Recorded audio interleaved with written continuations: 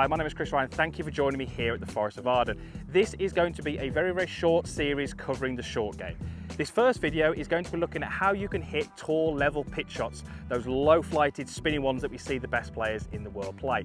The second video is going to be looking at greenside bunkers and showing you how you can change the trajectory, the spin, and ultimately the rollout that the golf ball has to help you get close to those tricky pin positions. We're going to finish up by looking at the shorter shots around the green, those scrambling shots, and we're going to be showing you what you need to do differently when the ball is on a tight fairway lie and when it's in the short semi-rough. So make sure you stay tuned for all three videos, hopefully going to help you perform better inside 100 yards.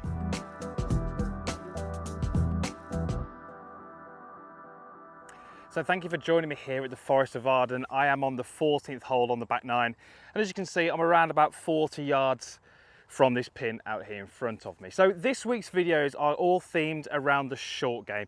And in this particular video, we're going to show you how you can pitch from here like a tour pro. So before we do that, we need to establish how a tour pro would pitch from this situation. So what do they do from here? Well, we're going to focus on three things that they all tend to do exceptionally well. They will all pretty much, without exception, strike the ball as they wish out the middle of the club face. They all do that. They all flight the ball incredibly well.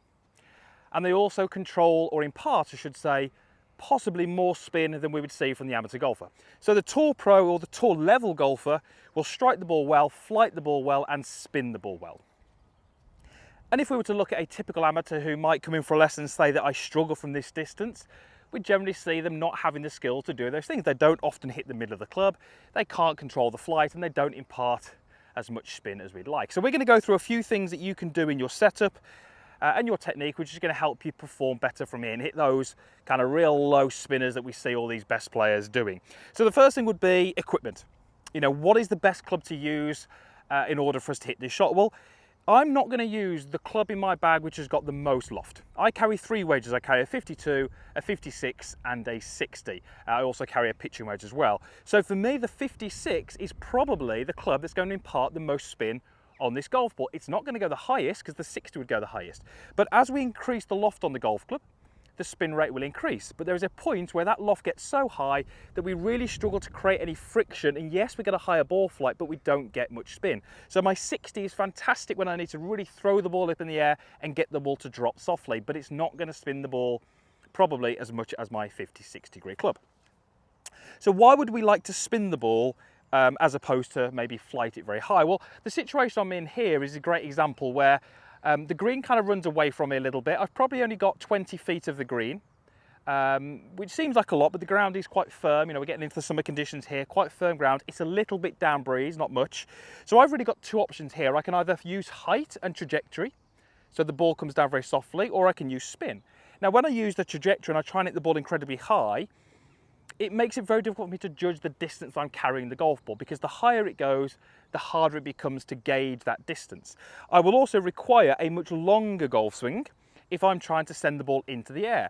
So the fact that it's going to be more difficult for me to judge distance and the fact that I'm going to be using a longer golf swing will generally make that shot less repeatable. If I can use spin, I'm able to flight the ball a little lower, use a shorter golf swing, and I'm able to be a little bit more consistent in what I do. So that's the theory. So how are we going to play this shot?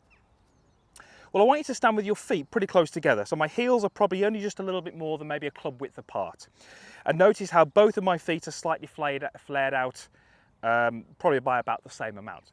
I'm also standing with my weight pretty much 50-50. I maybe have a slight favouring to this lead side, but for all intents and purposes, it's 50-50. I've also got the ball pretty much in the middle of my feet and pretty much under the buttons on my shirt, and I've got the golf club fairly neutral. There's going to be a tiny bit of shaft lean, but maybe by only 1 or 2 degrees. In terms of how my sort of upper body is positioned, I really want that to be as natural as I can. So if I was to just stand here talking to the camera, as I am here, all I'd really want to do is put a little bit of tip from my hips, and there's my starting position. I'm not really worrying about shoulder tilts or bumping the hips forward or anything like that. I'm just trying to stand as neutral as I can, but obviously tipped over towards the golf ball. That is my starting position. Now that starting position will pretty much dictate that my golf club is going to be hitting the ball with a descending blow, a downward attack angle. However, that downward attack angle is not severe enough for me to be taking a divot from this situation. So I would expect in practice swings to be hitting the ground, but taking no divot. And you can see that I'm doing that there. That's a great indication that your setup is pretty good if you can hit the ground, but not take a divot. I've also got myself a little closer to the golf ball than I probably would for a full swing. If I was trying to hit this 50-60 degree club at maybe 100, 110 yards, I'd be stood a little bit further away to give myself a little bit more room. But over this shot, I want to be standing a little closer.